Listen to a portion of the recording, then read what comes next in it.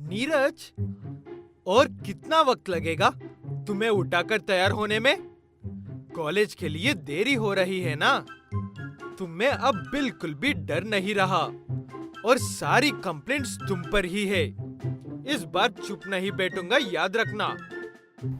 नीरज अभी एक 15 साल का लड़का है। 3 महीने पहले ही कॉलेज में ज्वाइन हुआ है। उसके मामा रंगा उसका ख्याल रखते हैं। नीरज बहुत ही शरारती लड़का है। कॉलेज बंक मारकर इधर उधर फिरता रहता है। इसलिए रंगा नीरज की इतना डांट रहा है। अब से मैं ही तुम्हें कॉलेज तक छोड़कर आऊंगा। तब तो इधर उधर भटके बिना अच्छे से पढ़ाई करोगे। जैसी तुम्हारी माँ ने कहा वैसे ही अच्छे से पढ़ाई कर लो। माँ का नाम मत लो मामा जी, मुझे अभी गुस्सा आएगा, अभी बता रहा हूँ। उसकी बात सुनकर बिना कुछ कहे चुप हो जाता है रंगा।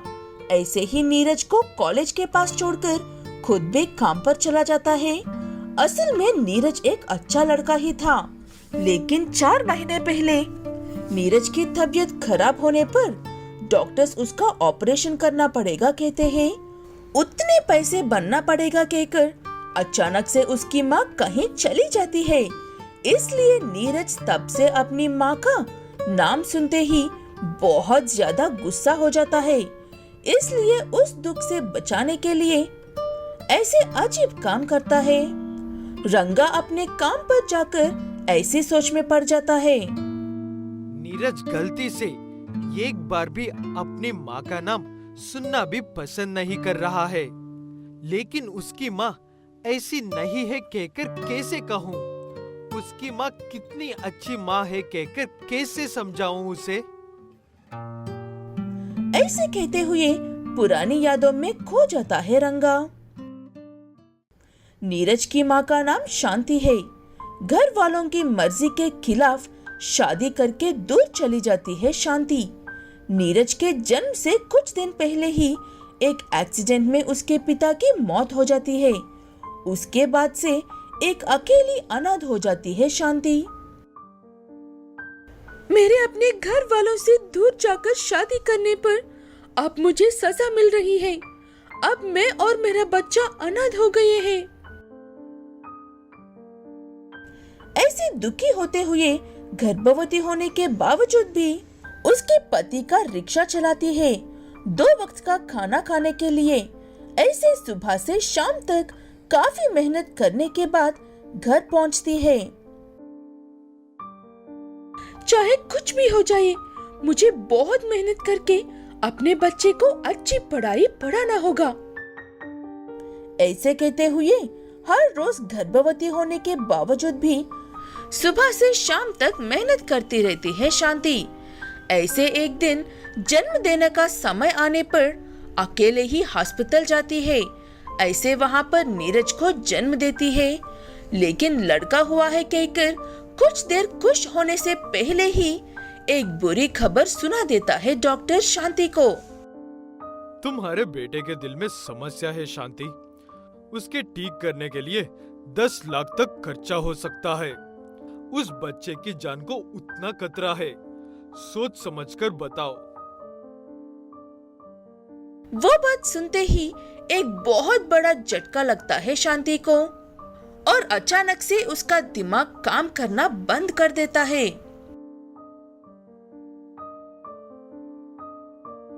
तुम्हें किसी भी चीज की कोई कमी ना हो ऐसे ख्याल रखूंगी सोचा था, लेकिन अब मैं क्या करके तुम्हें बचा सकती हूँ बेटा? चाहे कितनी भी मेहनत करनी पड़े, मैं तुम्हें बचा लूंगी। ऐसे तब से शांति सिर्फ रिक्शा चलाना ही नहीं, सुबह दूध डालना, न्यूज़पेपर्स डालना और शाम को होटल में काम करना, ये सब करती है। ऐसे कुछ साल गुजर जाते हैं। नीरज भी बड़ा हो जाता है। तब से उसके स्कूल की फीस भी शांति की मेहनत में लग जाती है। लेकिन तब भी शांति हिम्मत नहीं हारती है और अपनी सारी मेहनत बर्दाश्त कर लेती है।